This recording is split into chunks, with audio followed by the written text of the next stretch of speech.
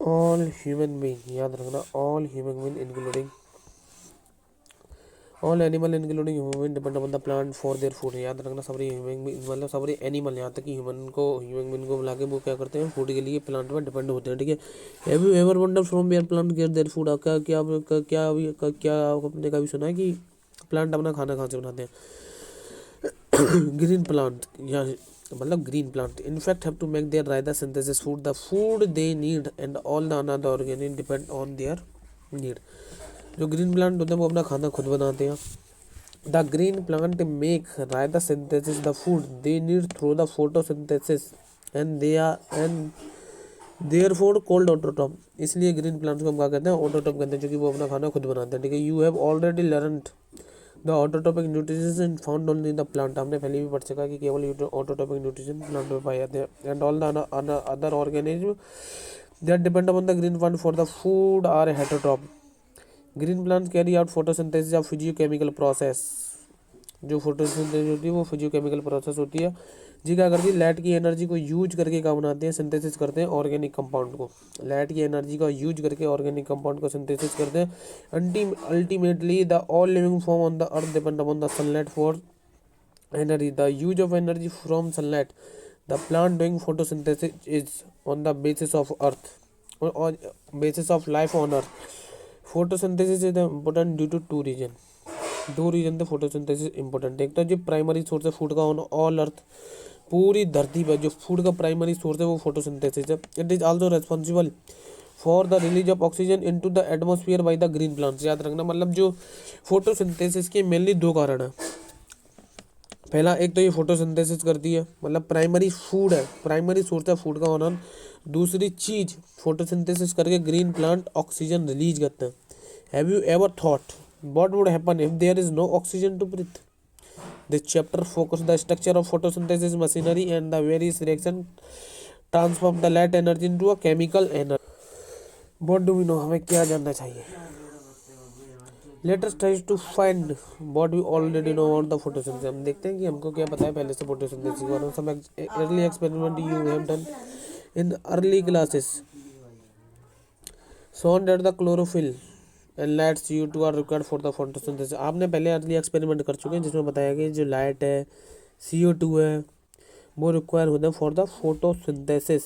You have carried out experiment to took the starch formation in two leaves. A variegated leaf experiment was partially covered with the black paper और expose for on testing this leaves in the presence of the starch is what clear that photosynthesis only occur in the green part of the leaf in the presence of light.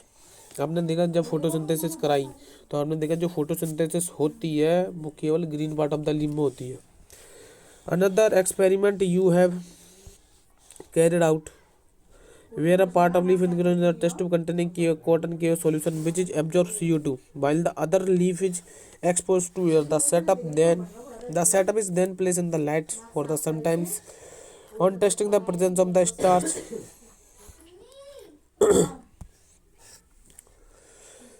part of leaf. You must have found that the exposed part of the leaf tested positive for the starch while the portion that was in the tube tested negative. This showed that the CO2 was required for the photosynthesis. मतलब इसका मतलब ये है, दो experiment करे गए हैं। पहला वाला वेरीगेटेड लीफ एक्सपेरिमेंट जिसमें हमने क्या करा, लीफ में जिसमें हमने क्या किया, लीफ को आधी कवर कर दिया विद द ब्लैक पेपर के साथ, आधी एक्सपोज रखी और जो एक्सपोज लीफ होती है वहाँ में फोटोसिंथेसिस रही थी। मतलब जाकर मतलब जो ग्रीन पार्ट होता है केवल वहीं में फोटोसिंथेसिस होता है। दूसरा एक्सपेरिमेंट करा गया हमारा कि एक लीफ ऐसी ली थी, वहाँ में कॉटन की सॉल्यूशन डाल दो, वहाँ में आधी लीफ वहाँ में डाल दी थी कॉटन की सॉल्यूशन में, आधी एक्सपोज थी। जो कॉटन को की सॉल्यूशन है तो मैंने स्टार्च टेस्ट नहीं दो तो क्योंकि वहाँ में कोई CO2 प्रेजेंट नहीं थी कि CO2 शॉक कर ली थी मैंने। ठीक है, CO2 शॉक कर ली थी उसने। अब बात करते हैं early experiment. It is interesting to learn about the two simple experiment that lead to the gradual development our understanding of photosynthesis. Joseph Priestley 1973 से लेकर 1970 में इसने क्या किए थे, जोसेफ प्रेस्ली ने परफॉर्म करे थे सीरीज ऑफ एक्सपेरिमेंट और इसने एसेंशियल रोल ऑफ एयर, याद रखना ना, इसने एसेंशियल रोल ऑफ एयर बताया था in the growth of the green plant. मतलब ग्रीन प्लांट में एयर का कितना एसेंशियल रोल होता है। Priestley you may recall discovered oxygen in 1774। Priestley ने जो प्रेस्ली था उसने 1774 में ऑक्सीजन की डिस्कवरी कर दी थी। प्रेस्ली ने 1774 में ऑक्सीजन की डिस्कवरी कर ली थी। Priestley observed that the candle burning in the close space in a bell jar soon get extinguish.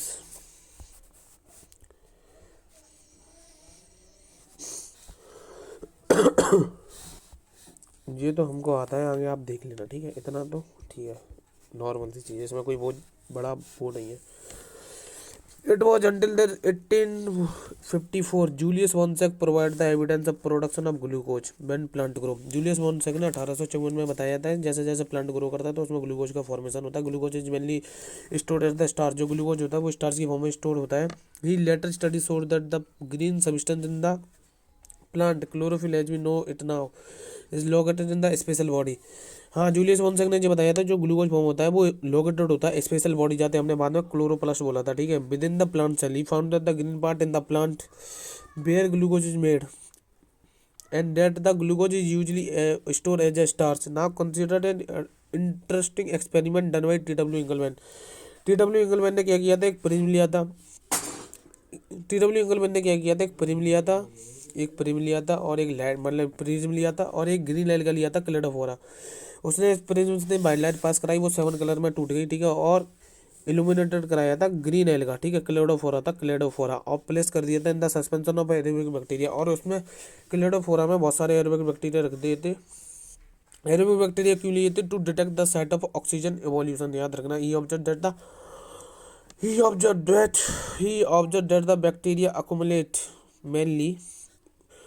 observed that the bacteria accumulate mainly in the region where blue or red light of the split spectrum। उसने देखा कि जो ज़्यादातर bacteria थे वो blue और red light में आ जाते थे। The first action spectrum of the photosynthesis was described, it resemble रफली एब्जॉर्प्शन स्पेक्ट्रम क्लोरोफिल ए और क्लोरोफिल बी, ठीक है, ओके। तो जो एक्शन स्पेक्ट्रम था वो रफली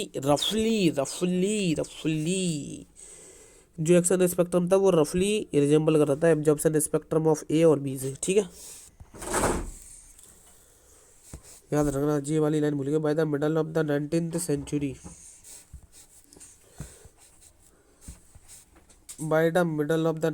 century the key feature of the plant photosynthesis by the middle of 19th century के दौरान, मतलब by the middle of 19th century photosynthesis हमारे जानी जा चुकी थी। Namely that the plant could use sunlight, plant light energy use करता है to make carbohydrate and CO2 and water. The empirical equation 80% the total process of photosynthesis involve the organism. ये कर लेना, CO2 + H2 मिलता है, light की percent में carbohydrate बनाता है, ऑक्सीजन रिलीज करता है। मैंने कही वही फोटोसिंथेसिस दो में इनका, एक तो ये प्राइमरी सोर्स होता है फूड ऑन अर्थ, दूसरी चीज ऑक्सीजन इवॉल्व करता है। Milestone contributed to the photosynthesis that, याद रखना, माइलस्टोन कंट्रीब्यूशन दिया था एक माइक्रोबायोलॉजिस्ट है जिसका नाम था वेल नील। उसने अपनी स्टडी बेस करी थी पर्पल और ग्रीन सल्फर बैक्टीरिया लिए थे उसने अपनी स्टडी के लिए। और याद रखना, उसने एक बहुत इंपॉर्टेंट चीज़ बताई थी, उसने बताया था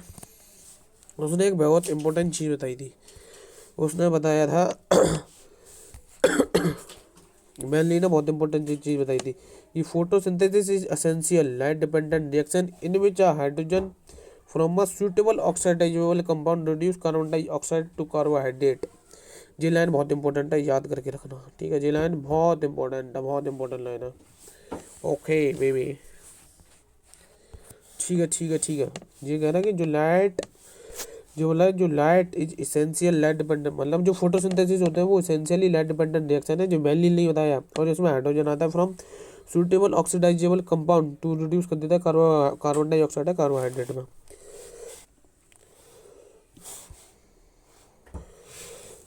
याद रखना इन ग्रीन प्लांट्स, याद रखना जो ग्रीन प्लांट में वाटर क्या होता है, हाइड्रोजन डोनर होता है, और ये क्या कर देता है, ऑक्सीडाइज कर देता है ऑक्सीजन, ऑक्सीडाइज हो जाता है ऑक्सीजन में।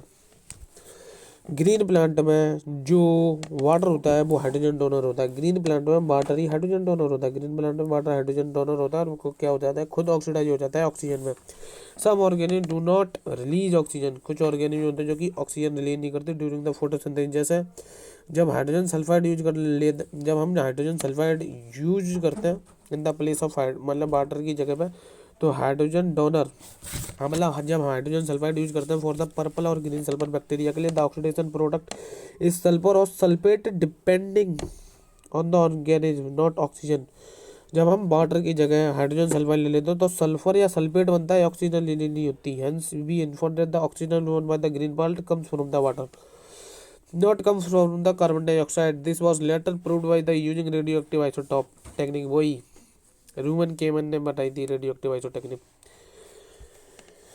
where C3O6 glucose present from the water, जी का पढ़ लेना, ठीक है। where does the photosynthesis take place? Photosynthesis कहाँ होता है? you would of course answer, हाँ आपको पता ही होगा जो फोटोसिंथेसिस होती है वो ग्रीन लिम्ब में होती है, और जहाँ पर क्लोरोप्लास्ट होता है वहाँ पर फोटोसिंथेसिस होती है, जी आप चैप्टर 8 में पढ़ चुके होंगे। You are definitely right, photosynthesis does take place in the green leaves of the plant but it does in other green part plant, जैसे स्टेम में भी हो जाती है कभी कभी photosynthesis, some modified case. You would recollect the previous unit that the mesophyll cell in the leaves have the large number of the chloroplast. Usually the chloroplast align themselves along the balls, मतलब जो chloroplast होते हैं वो अपने आप को mesophyll cell की ball के अलोंग अलाइन कर लेते हैं, such that they can optimum quantity of incident light. When do you think chloroplast will align with flat surface parallel to the balls when you would perpendicular to the incident, जी हम पढ़ चुके हैं, ठीक है। लेकिन ये बात याद रखना, इसमें मेन इंपॉर्टेंट चीज़ क्या है, इसमें मेन इंपॉर्टेंट चीज़ ये है कि जब ऑप्टिमम क्वांटिटी की इंसिडेंट लाइट आती है ना, जब ऑप्टिमम क्वांटिटी की इंसिडेंट लाइट आती है तो जो क्लोरोप्लास्ट होते हैं वो अलाइन कर लेते हैं अपने आप को अलोंग द बॉल्स, ठीक है। याद रखना, there is a clear level of division within the chloroplast, हमें क्लोरोप्लास्ट में क्लियर लेवल ऑफ डिवीजन देखने के लिए मिलता है। द मेम्ब्रेनस सिस्टम, हाँ जो क्लोरोप्लास्ट का मेम्ब्रेन सिस्टम होता है वो रेस्पॉन्सिबल होता है for trapping the light energy and also the synthesis of ATP and NADH in the स्टोरमा। हाँ जो मतलब जो थाइलाकोइड मेम्ब्रेन होती है वो क्या करती है, लाइट को ट्रैप करती है, लाइट एनर्जी को ट्रैप करती है और एटीपी और एनएडीएच सिंथेसाइज कर देती है। और इन स्टोरमा द एंजाइमेटिक रिएक्शन होती है और शुगर को सिंथेसाइज कर लेती है, मतलब कार्बोहाइड्रेट को बना लेती है, which is turn forms starch, जो कि ग्लूकोज फॉर्म होता है। मतलब जी में आता है कि जो लाइट रिएक्शन थे एटीपी एनएडीएच फॉर्म हुए वो डार्क रिएक्शन में जाके ग्लूकोज फॉर्म कर लिए जो कि स्टार्च में बदल गया। The former set of reaction since they are directly light driven called light reaction, ठीक है। फोटोकेमिकल रिएक्शन होती है, लाइट रिएक्शन क्या होती है, photochemical reaction. The latter are not directly driven but are the dependent on the product of reaction, मतलब जो बोला जो डार्क रिएक्शन होता है वो डायरेक्टली लाइट रिएक्शन पर डिपेंड नहीं करती, वो प्रोडक्ट ऑफ लाइट रिएक्शन पर डिपेंड करती है, एटीपी एनएडीएच पे। Hence to distinguish the latter they are called by convention as dark reaction. However, these should not be constructed to mean that they are occur in the dark region, they are not light dependent। मतलब dark reaction का मतलब ये ना है कि ये dark में होता है, लाइट में नहीं होती, इसका मतलब ये नहीं है, ठीक है। जी क्या होती है, इसकी आउटर मेम्ब्रेन होती है ऊपर वाली, जी इनर मेम्ब्रेन, जी स्टोमल लेमेलाए, जी ग्रेना और जी स्टोरमा, जी राइबोजम जीरा, जी स्टार्च, जी लिपिड ड्रॉपलेट और जी स्टार्च ग्रैनुअल, ठीक है। जी लिपिड ड्रॉपलेट होता है आपका, जी वाला जो ड्रॉपलेट दिख रहा है, जी लिपिड ड्रॉपलेट, और जी स्टार्च ग्रैनुअल होता है, जी राइबोसोम होता है, जी ग्रेना होते हैं, जी ग्रेन स्टोमल, जी स्टोमल लेमेला होता है, जी आउटर मेम्ब्रेन, जी इनर मेम्ब्रेन। ओके चलिए आगे बात करते हैं। How many pigments and how many types of pigment involve in the photosynthesis, looking at the plant, have you ever wonder and how there are so many shades in the green leaves. क्या आपने देखा है जो green leaves होती है उसमें बहुत सारी शेड्स होते हैं, क्या आपने कभी ऐसा सोचा है? सेम प्लांट की लीव में। We can look for the answer to this question by trying to separate the leaf pigment by green plant paper chromatography. इसका मतलब ये हो गया, हाँ मतलब हम जो पिगमेंट को सेपरेट करते हैं पेपर क्रोमेटोग्राफी से करते हैं। Chromatography separation on the leaf pigment so that the colour BC in the leaves not due to the single pigment but due to the four pigment। मतलब जो हमें लीफ में कलर दिखता है वो सिंगल पिगमेंट की वजह से नहीं दिखता, चार पिगमेंट की वजह से दिखता है। Chlorophyll A, chlorophyll B, xanthophyll और कैरोटीनॉइड। याद रखना जो क्लोरोफिल ए होता है वो ब्राइट ब्लू कलर का होता है, ब्राइट ब्लू कलर का, ठीक है, chlorophyll A.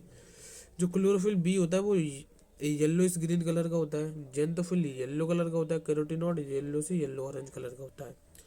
Let us now see what roles of various pigments in the photosynthesis. Pigment are the substance have ability to absorb light of the specific wavelength। ठीक है, तो अब बात करते हैं एब्जॉर्प्शन स्पेक्ट्रम की। तो ठीक है, एब्जॉर्प्शन स्पेक्ट्रम की बात करते हैं। तो ये क्लोरोफिल ए का डायग्राम है। क्लोरोफिल ए सबसे पहले बार पीक लेता है ब्लू पे, फिर सेकंड पीक लेगा रेड पे, ठीक है। ये क्लोरोफिल बी है, ये भी पहली पीक लेता है ए पे, बहुत सॉरी रेड पे, रेड पे थोड़ी ज़्यादा पीक लेगा, ठीक। फिर सेकंड पीक लेगा ब्लू, वो सॉरी पहली पीक लेगा जी ब्लू पर, क्लोरोफिल भी सेकंड पीक लेगा रेड पर। और जो होता है कैरोटीनॉइड, बीच में से जो गुजरता है जो होता है कैरोटीनॉइड, ये वाला जो होता है ना, जी जो होता है वो कैरोटीनॉइड होता है, ठीक। ये कैरोटीनॉइड, ये क्लोरोफिल ए और ये क्लोरोफिल बी, ठीक है, ओके। देखा है एक्शन स्पेक्ट्रम, देखा जी क्या है, रेट ऑफ फोटोसिंथेसिस, ठीक है, इंक्रीज बाई ऑक्सीजन रिलीज, ये रेट ऑफ फोटोसिंथेसिस, ठीक है जी का एक्शन स्पेक्ट्रम है जी। ब्लू पे दिखाता है, सेकंड मैक्सिमम पे दिखाता है रेड पे, ठीक जी का एक्शन स्पेक्ट्रम है। जी रेट ऑफ फोटोसिंथेसिस है, उसका मतलब ही होता है एक्शन स्पेक्ट्रम। जी रेट ऑफ फोटोसिंथेसिस है, उसका मतलब ही होता है action spectrum. Rate of photosynthesis है, इसका मतलब ही होता है एक्शन स्पेक्ट्रम। और जी क्या होता है absorption spectrum. What is this is absorption spectrum. ये एब्जॉर्प्शन स्पेक्ट्रम में तभी तो बोला था जो एक्शन स्पेक्ट्रम होता है ना वो रफली मिलता है एब्जॉर्प्शन स्पेक्ट्रम से, ठीक, ओके। ये सब कर लेना, ये सब करा हुआ है, ओके, नॉर्मल चीज़ है ये। These graph together show that the most of the photosynthesis take place below in the red region of the spectrum. Some photosynthesis does take place of the other wavelength of the visible spectrum. Let us see how this happen. Through the chlorophyll A is the major pigment is responsible for trapping the light. However, the thylakoid pigment like chlorophyll B, xanthophyll, carotenoid, which are called as accessory pigment, and also absorb light and transfer the energy. Chlorophyll A indeed they not only enable a wide range of wavelength of incoming light and utilize for the photosynthesis but also protect the photooxidation। जी line important है, ठीक है, जी वाली line important है। मतलब जो accessory pigment होते हैं वो इनेबल तो करते हैं wide range of incoming light, साथ ही साथ ये क्या करते हैं क्लोरोफिल ए को फोटो ऑक्सीडेशन से बचाते भी हैं। ये इनेबल तो करते हैं, ठीक, ये इनेबल तो करते हैं जी। अब बात करते हैं what is light direction. Light direction क्या होती है, ठीक है। अब बात करते हैं what is light direction. Light direction क्या होती है, ठीक, लाइट डायरेक्शन क्या होती है। लाइट डायरेक्शन और photochemical phase include light absorption. Light direction में क्या होता है, मतलब लाइट डायरेक्शन फोटोकेमिकल फेज होता है, याद रखियो। लाइट डायरेक्शन थे हम फोटोकेमिकल फेज बोलते हैं, डार्क डायरेक्शन थे बायोकेमिकल फेज बोलेंगे, इससे फोटोकेमिकल फेज बोलते हैं, ठीक है। इसमें क्या होता है सबसे पहली स्टेप लाइट डायरेक्शन में, लाइट डायरेक्शन में क्या होती है, लाइट एब्जॉर्प्शन होती है, वाटर स्प्रेडिंग होती है, ऑक्सीजन रिलीज होती है और formation of high energy intermediate ATP और एनएडीएच फॉर्म होते हैं। लेकिन इसमें एक बात याद रखिए, जो लाइट डायरेक्शन होती है ना, जो लाइट डायरेक्शन होती है इसमें ये चीज़ याद रखनी है, जो लाइट डायरेक्शन होती है आपकी, उसमें सबसे पहली जो स्टेप होती है उसमें क्या होता है कि इलेक्ट्रॉन एक्साइट होता है टू द प्राइमरी रिसेप्टर।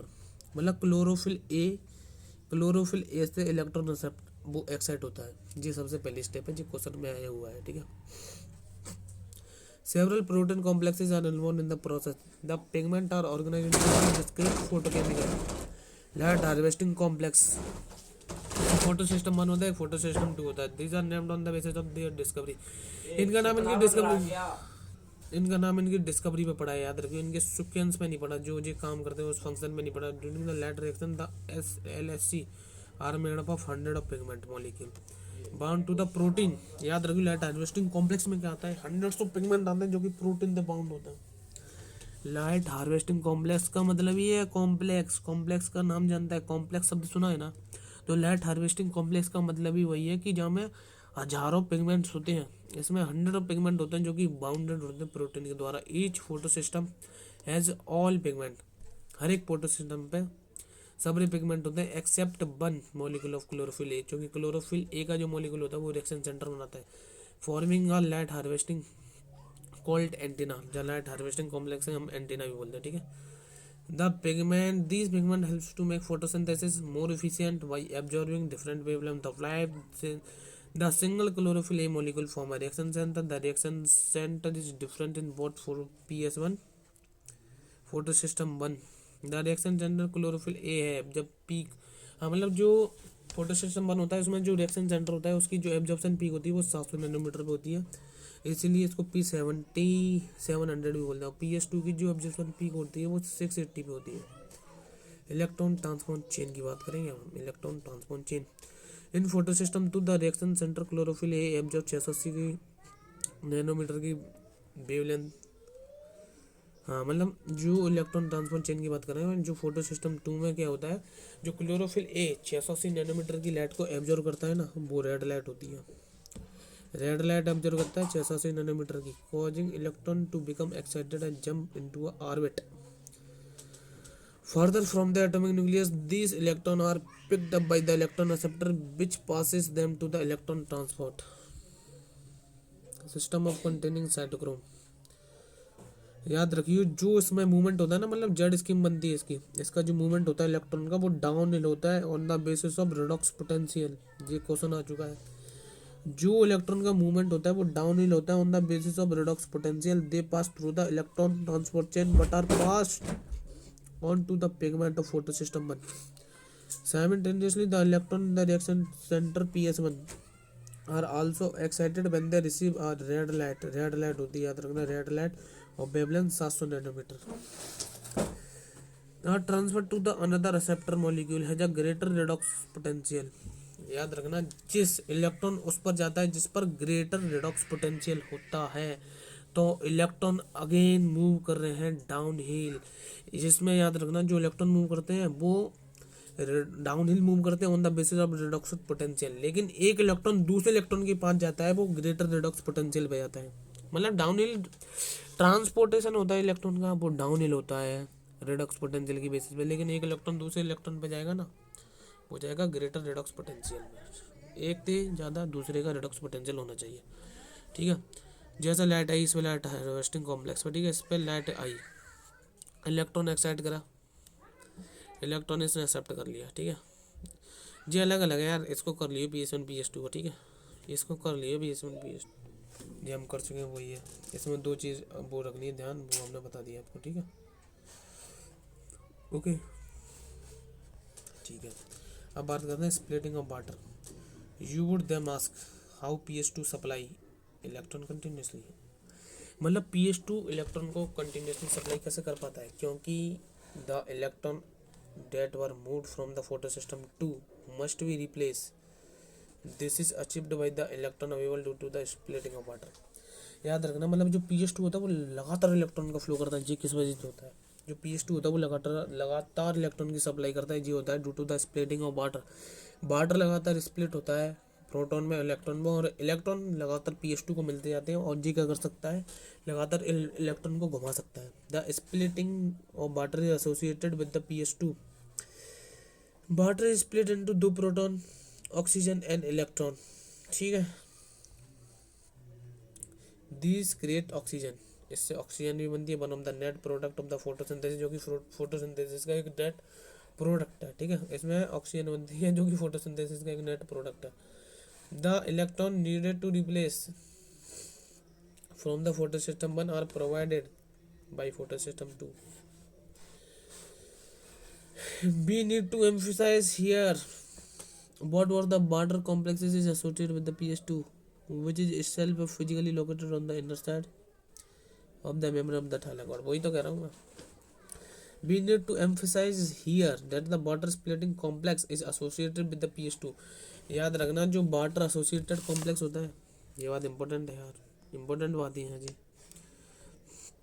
ये बातें इंपॉर्टेंट है। जो वाटर स्प्लिटिंग कॉम्प्लेक्स होता है जो वाटर स्प्लिटिंग कॉम्प्लेक्स होता है ना, जो वाटर स्प्लिटिंग कॉम्प्लेक्स होता है वो एसोसिएट होता है विद द pH2 के साथ, which still physically located on the inner side of the membrane of the thylakoid.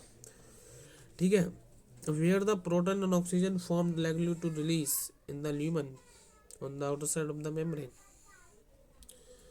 Cyclic और नॉन साइक्लिक फॉस्फोराइलेशन की बात करेंगे। ठीक है, अगली से ATP synthesized by the cell in mitochondria chloroplast in image phosphorylation, मतलब ये बोल रहा है जो एटीपी सेल के द्वारा सिंथेसाइज होती है वो क्लोरोप्लास्ट और माइटोकॉन्ड्रिया में भी होती है। याद रखना, जो एटीपी सिंथेसाइज होती है एनिमल में तो माइटोकॉन्ड्रिया में होती है और प्लांट में क्लोरोप्लास्ट में होता है, तो हम फोटोफॉस्फोराइलेशन कहते हैं। फोटोफॉस्फोराइलेशन जो कि क्या होता है, इसमें एटीपी सिंथेसाइज होती है फ्रॉम द एडीपी और इनऑर्गेनिक फॉस्फेट, और लाइट की प्रेजेंस में एटीपी सिंथेसाइज होती है एडीपी और इनऑर्गेनिक फॉस्फेट लाइट की प्रेजेंस में होती है, जहाँ में 2 फोटो सिस्टम वर्क करते हैं सीरीज में। पहला PS2 वर्क करता है, फिर बाद में PS1 वर्क करता है। इसको नॉन साइक्लिक फोटोफॉस्फोराइलेशन कहते हैं। ये दोनों फोटो सिस्टम आपस में कनेक्ट होते हैं इलेक्ट्रॉन ट्रांसफर के द्वारा, जैसा कि हम पहले देख चुके हैं, जिसको हम जेड स्कीम बोलते हैं। इसमें दोनों एटीपी और NADPH+H+ फॉर्म होता है। ठीक है, are synthesize by this kind of electron flow. ठीक, जब केवल PS1 काम करता है, जब केवल PS1 फंक्शन होता है, the electron circulated with in the photo system, जो इलेक्ट्रॉन सर्कुलेटेड होता है वो फोटो सिस्टम में ही हो जाता है। And the phosphorylation occur due to the cyclic flow of electron, और जो एटीपी फॉर्म होती है वो इलेक्ट्रॉन की साइक्लिक फ्लो होते हो जाती है। The possible location where this could happening in the stroma level. याद रखना, जो केवल, हाँ मतलब जो ग्रेनल लेमिलाई होते हैं उसमें PS1 PS2 दोनों प्रेजेंट होता है, लेकिन जो स्ट्रोमल लेमिलाई होती है उसमें केवल PS1 प्रेजेंट होता है, तो इसलिए इसमें साइक्लिक फ्लो होता है। While the membrane of the lamella of grana, ने वही बोला था उसमें PS1 और PS2 दोनों प्रेजेंट होता है। स्टेमल लेमिलाई पे लैक होता है PS2। हाँ, और स्टोमल लेमिलाई पे NADPH रिडक्टेज एंजाइम भी नहीं होता। The excited electron does not pass through the NADP+ but is cycle back to the PS1 complex. PS1, हाँ याद रखिए, इसमें जो साइक्लिक फॉस्फोराइलेशन होती है इसमें जो इलेक्ट्रॉन होता है वो दोबारा लौट कर आ जाता है। The cyclic flow hence the result on the synthesis of ATP but not NADP+। हाँ, मतलब जो साइक्लिक फॉस्फोराइलेशन होता है इसमें एटीपी तो बन जाती है लेकिन एडीपी नहीं बनती। Cyclic photophosphorylation also occur only light of wavelength beyond 680 nanometre are available for the excitation. याद रखिए, साइक्लिक फोटोफॉस्फोराइलेशन आल्सो अकर, जब मतलब साइक्लिक फोटोफॉस्फोराइलेशन तभी होगी जब वेवलेंथ 680 नैनोमीटर से ज़्यादा होगी एक्साइटेशन के लिए। कीमोस्मोटिक हाइपोथेसिस की बात करना, let's test to understand how actually, हम देखते हैं हम कैसे एटीपी सिंथेसाइज होती है within the chloroplast. The chemiosmotic hypothesis हमें इस मैकेनिज्म को एक्सप्लेन करती है, जैसे रेस्पिरेशन में photosynthesis, ATP synthesis linked to the development of the proton gradient across the membrane. वही कीमोस्मोटिक हाइपोथेसिस में कहते हैं प्रोटॉन ग्रेडियंट बन जाता है across the membrane. This time these are membrane of thylakoid. There is one difference though, here the proton accumulation is towards under the membrane. I मतलब example in the lumen, in respiration the proton accumulate in the intermembranous space, the mitochondria when the electron move through the ETS. Let us understand both cause of proton gradient across the membrane. We need to consider again the process take place.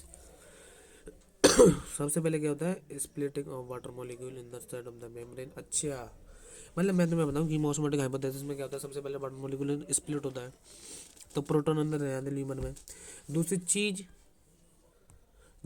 क्या होती है, दूसरी चीज होती है आपकी, दूसरा reason होता है प्रोटॉन ग्रेडियंट का। जो प्लास्टोक्यूनल मूव होता है ना, जो प्लास्टोक्यूनल मूव होता है हाइड्रोजन कैरियर होता है, वो क्या करता है, स्टोर में 2 प्रोटॉन लेके ल्यूमन में फेंक देता है। ठीक है, दूसरा रीजन हो गया दिया।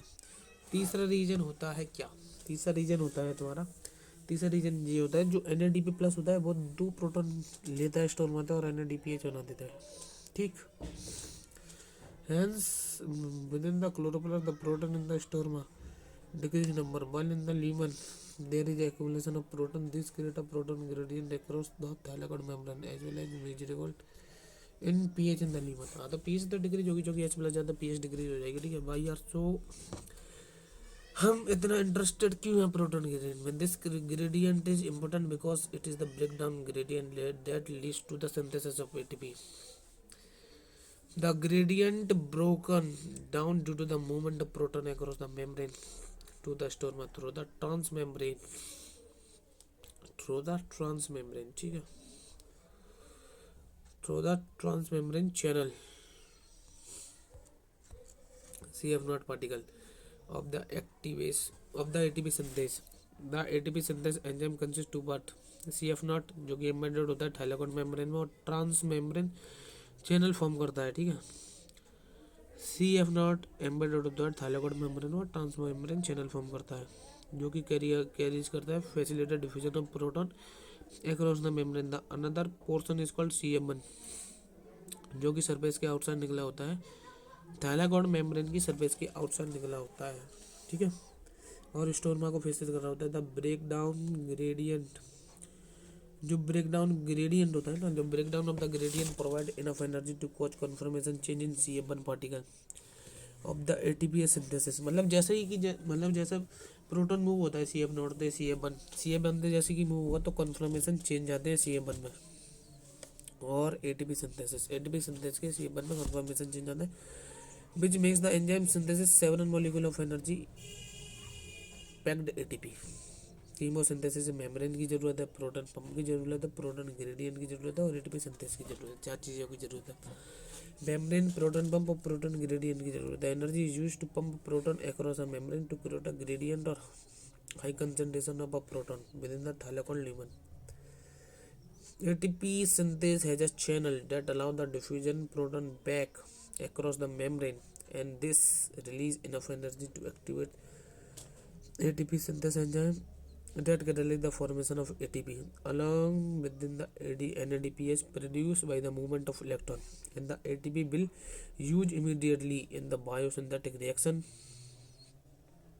हाँ, जो ATP और NADH होता है वो तुरंत यूज होता है बायोसिंथेटिक रिएक्शन में टेकिंग प्लेस इन द स्टोरमा responsible for fixing of CO2 and sugar। okay, where the ATP and NADH use, ATP और NADH यूज होते हैं आपके डार्क रिएक्शन में। डार्क रिएक्शन तो हम बायोसिंथेटिक फेज कहते हैं, हम पढ़ चुके हैं। जो लाइट रिएक्शन होती है, मतलब लाइट रिएक्शन के जो प्रोडक्ट होते हैं ATP और NADH और ऑक्सीजन, ये ऑक्सीजन डिफ्यूज हो जाता है क्लोरोप्लास्ट से, जबकि ATP और NADH यूज हो जाती है फूड को बनाने के लिए, ठीक है, मोर एक्यूरेटली शुगर को बनाने के लिए, जाते बायोसिंथेटिक फेज कहते हैं ऑफ द फोटोसिंथेसिस। इस प्रोसेस डायरेक्टली डिपेंड नहीं करती लाइट पर, लेकिन डिपेंडेंट करती है product of the light reaction जैसे ATP और NADH में। बिसाइड CO2 और water, you may wonder how this could be verified. It is simple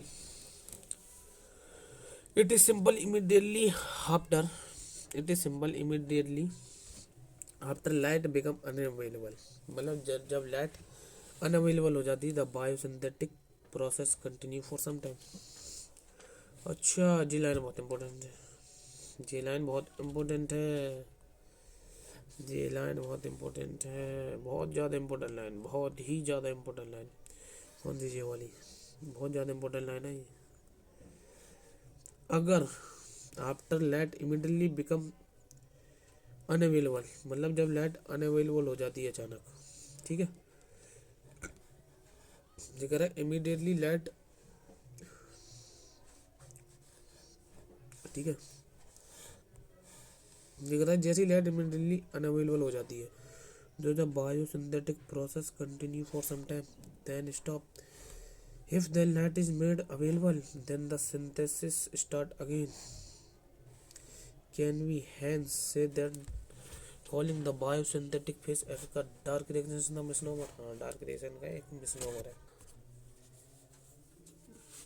Ram Ram, ठीक है जी। हम ग्राफ जी पैराग्राफ लगाओ कर चुके हैं, याद ही होगा आपको कि जो केल्विन साइकिल ने, मतलब आफ्टर वर्ल्ड वॉर टू के बाद बहुत सारे एफर्ट करे गए थे रेडियो एक्टिव में, लेकिन मेलन केल्विन ने रेडियो एक्टिव कार्बन 14 पर काम करा अपनी एल्गल फोटोसिंथेसिस स्टडी के लिए, और उसने बताया तो फर्स्ट CO2 फिक्सेशन प्रोडक्ट है वो 3 कार्बन वाला है, 3 फॉस्फोग्लिसरिक एसिड बोला PGA 3 PGA।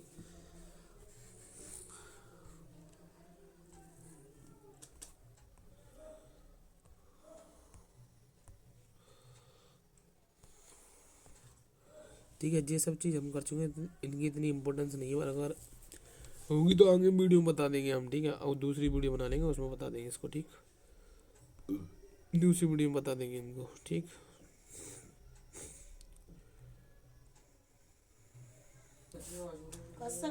याद रखिए C3 मॉलिक्यूल के लिए मैंने बताया था आपको कि जो C3 साइकिल में एक CO2 टर्म के लिए 380, मतलब एक CO2 फिक्सन के लिए 3 ATP खत्म होती है, 3 ATP खत्म और 2 NADH खत्म। जी हम पढ़ चुके हैं। C4 पाथवे की बात करते हैं। The plant are tropical region is the C4 pathway. तो this plant have the C4, मतलब C4 प्लांट में जो फर्स्ट स्टेबल प्रोडक्ट बनता है वो ऑक्जेलोएसिटिक एसिड बनता है, ठीक है। C3 क्या कहते हैं, बायोसिंथेटिक पाथवे। अच्छा C3 केल्विन साइकिल, बहुत इंपॉर्टेंट लाइन आ गई भैया, बहुत इंपॉर्टेंट लाइन। जो C3 पाथवे है ऑफ केल्विन साइकिल जाते हैं मैन बायोसिंथेटिक पाथवे कहते हैं, man biosynthetic pathway C3 cycle कहते हैं। एचएन स्लैग साइकिल बनता है C4 की, ठीक है। Then in what way they are different from the C3 plant? This is a question that you may reasonably ask. C4 plant are special type of anatomy होती है इसमें, जो कि टॉलरेट कर सकते हैं हाई टेम्परेचर को, टॉलरेट कर सकते हैं हाई लाइट इंटेंसिटी, मतलब रेस्पॉन्स कर सकते हैं हाई लाइट इंटेंसिटी को। और C4 प्लांट में फोटो रेस्पिरेशन नहीं होती, इसलिए इसका ग्रेटर प्रोडक्टिविटी ऑफ बायोमास, मतलब फोटोसिंथेसिस बढ़िया क्यों कर पाते हैं C4 प्लांट, क्योंकि जब में फोटो रेस्पिरेशन absent होते हैं, ठीक है। C4 प्लांट बढ़िया रेस्पिरेशन क्यों कर पाते हैं, मतलब बढ़िया फोटोसिंथेसिस क्यों कर पाते हैं, क्योंकि इसमें फोटो रेस्पिरेशन absent होती है। Study vertical section of leaf, one of C3 plant, another of C4 plant. एक C3 प्लांट ले, एक C4 प्लांट ले, ठीक है। Did you notice the difference, क्या आपने डिफरेंस नोटिस करा। The particularly large and around the muscular bundle C4 plant called bundle C cell, ठीक है। C4 प्लांट में 2 सेल होती है, mesophyll cell, bundle C cell. Bundle C cell में क्या होती है, बहुत मतलब बंडल C सेल होती है, बंडल C सेल में बहुत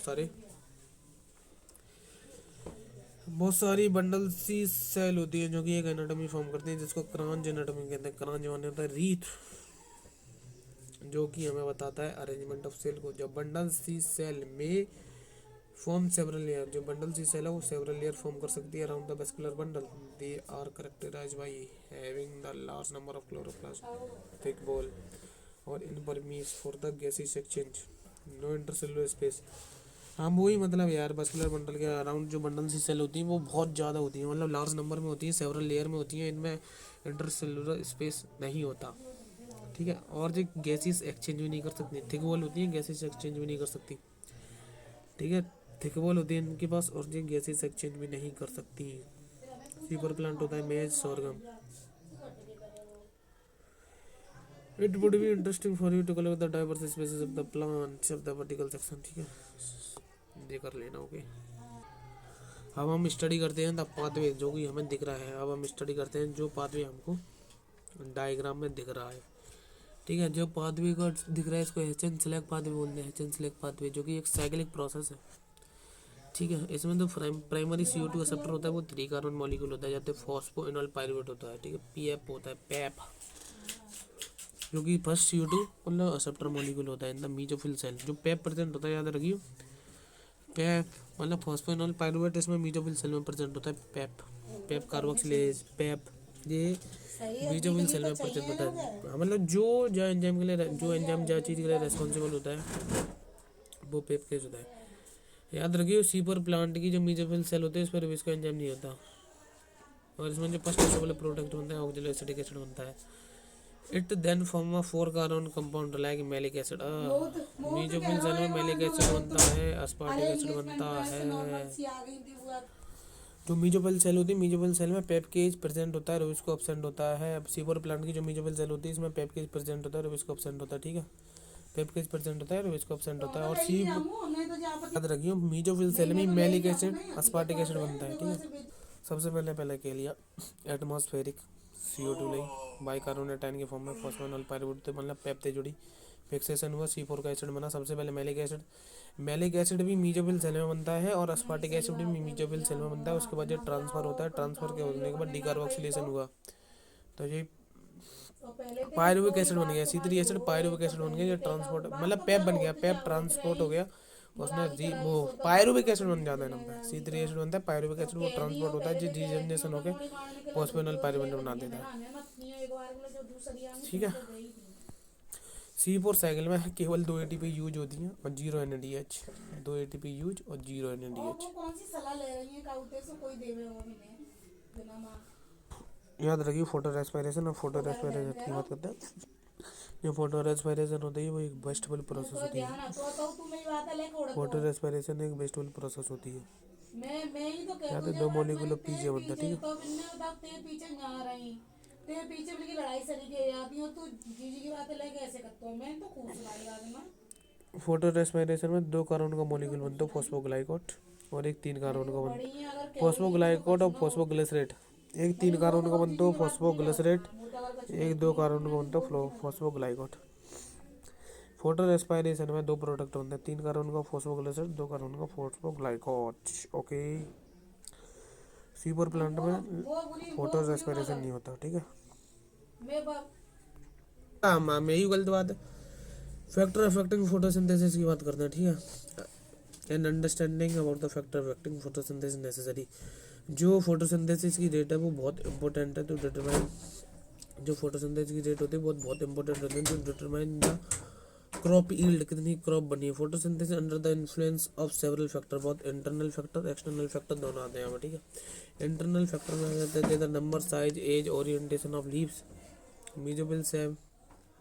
mesophyll cell and chloroplast. Internal CO2 concentration, the amount of chlorophyll. The plant or internal factor dependent upon the genetic predisposition and the plant growth of the plant. ठीक है जी, important है। जो internal factor होता है वो genetic प्रेडिपोजिशन पर depend करता है, ठीक। The external factor of CO2, the external factor would conclude the availability of external factor में एबिलिटी ऑफ सनलाइट आता है, टेम्परेचर आता है, CO2 कंसंट्रेशन आती है, वाटर आती है, as plant photosynthesize. All this factor will simultaneously affect, जैसे प्लांट फोटोसिंथेसाइज करते हैं सभी फैक्टर साइमल्टेनियसली अफेक्ट करते हैं। Hence through the several factor how interact and simultaneously affect the photosynthesis. CO2 fixation usually one factor is the major cause, जो कि limit करता है रेट को। Hence, any point the rate will determined by the factor available at the sum optimum level। ये line इतनी important है, इतनी important है, इतनी इम्पोर्टेंट है।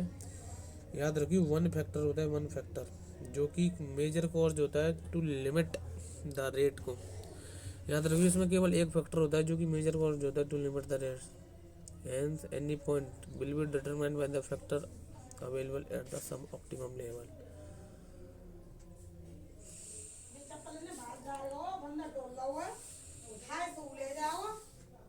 ये बात बहुत इम्पोर्टेंट है यार जी। एक फैक्टर होता है, याद रखिए, केवल और केवल एक फैक्टर होता है, केवल एक फैक्टर होता है, ओनली वन फैक्टर होता है जो कि मेजर कॉज होता है, जो कि लिमिट करता है रेट को। और याद रखिए ये रेट डिटरमाइन होती है केवल, हाँ केवल, हाँ मतलब कोई लो अब लिमिटिंग फैक्टर कोई केवल कोई एक फैक्टर होता है जो कि अफेक्ट करता है रेट को, और ये सब ऑप्टिमम लेवल पर कंट्रोल कर जाता है। 1905 में लॉ ऑफ लिमिटिंग फैक्टर दो। For example, the despite presence of green leaf and optimum let CO2 condition, and plant may not photosynthesize. If the temperature is very low, the leaf is given to the optimal temperature will start। Leaf है अगर optimum temperature दो जाए तो वो photosynthesis करवा start कर देगा, ठीक। लाइट की बात करें, जैसे हम लाइट की इंटेंसिटी बढ़ा जाते हैं तो फोटोसिंथेसिस बढ़ जाएगी, लेकिन अगर हमने लाइट की इंटेंसिटी एक लिमिट तक ज़्यादा कर दी तो फोटोसिंथेसिस कांस्टेंट आ गई। अगर लाइट की इंटेंसिटी और ज़्यादा कर दी तो डैमेज होना चालू हो जाएगा, रेट ऑफ फोटोसिंथेसिस घट जाएगी, ठीक। इसमें वही लिखा है, पढ़ लियो। जे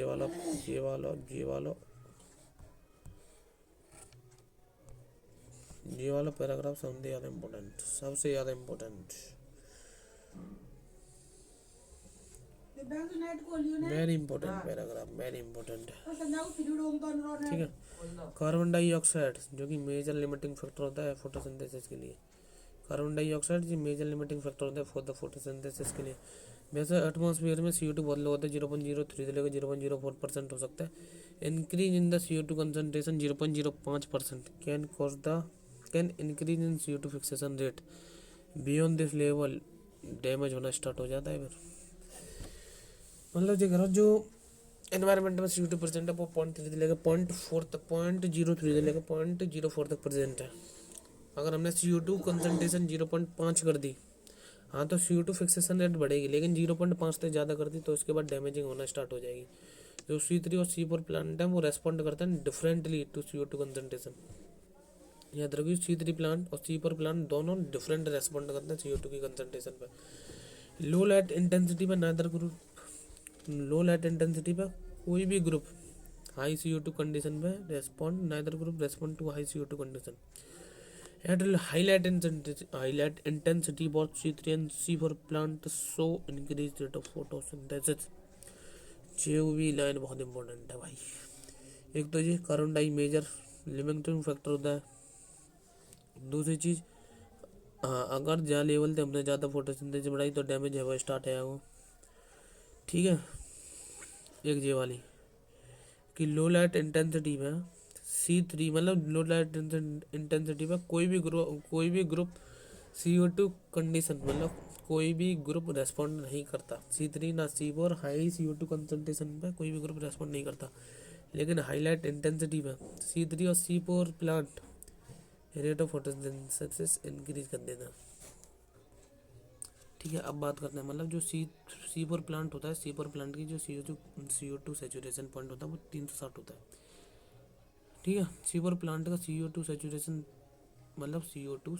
पॉइंट होता है 360 माइक्रोलीटर। मतलब C4 प्लांट 360 माइक्रोलीटर मिल जाए बाद ही काम चला लेगा।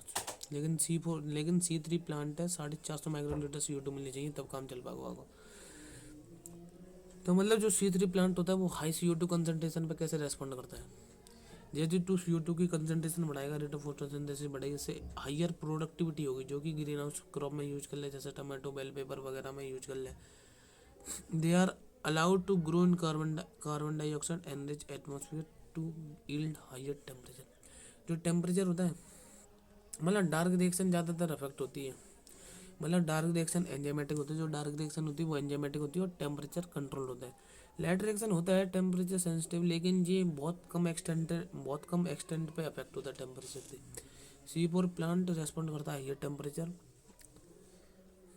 And so high rate of photosynthesis by C3 plant much lower temperature optimum. अच्छा, जो C4 प्लांट होता है वो हाइयर टेम्परेचर पे क्या करता है, रेस्पॉन्ड करता है हाइयर रेट ऑफ फोटोसिंथेसिस, जबकि C3 प्लांट क्या करता है much lower temperature optimum। The temperature optimum for photosynthesis of different plants depend upon the habitat that they are adapted to। Tropical plants have a temperature optimum than the plant adapted climates। मतलब जो कह रहा हूँ जो temperature की range होता है, optimum temperature की रेंज होता है वो ट्रॉपिकल की ज़्यादा होता है और टेम्परेट रीजन की और जो टेम्परेट क्लाइमेट्स होता है उनकी टेम्परेचर रेंज थोड़ी कम होती है, ठीक है। वाटर, ज़्यादातर water even the water is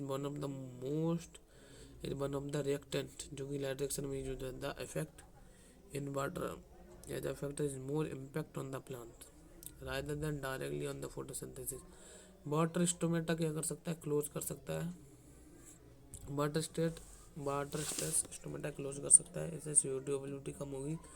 Beside water state also make the leaf wilt, thus reducing the surface area of the leaf और metabolically activity as well।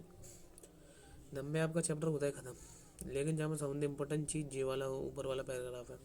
याद रखिए केवल एक ही फैक्टर होता है जो कि रेट ऑफ फोटोसिंथेसिस इफेक्ट करता है सब ऑप्टिमम लेवल पे। और C4 plant C4 plant 360 microlitre पे कर देता है सेचुरेशन, C3 450 पे, ठीक है। C3 plant higher CO2 concentration का रेस्पॉन्ड कैसे करता है, जो हाइयर फोटोसिंथेसिस कर लेता है। C4 प्लांट में मतलब जो डार्क रिएक्शन होती है वो ज़्यादातर एंजाइमेटिक और टेम्परेचर डिपेंडेंट होती है, लेकिन लाइट रिएक्शन इतनी ज़्यादा टेम्परेचर डिपेंडेंट नहीं होती।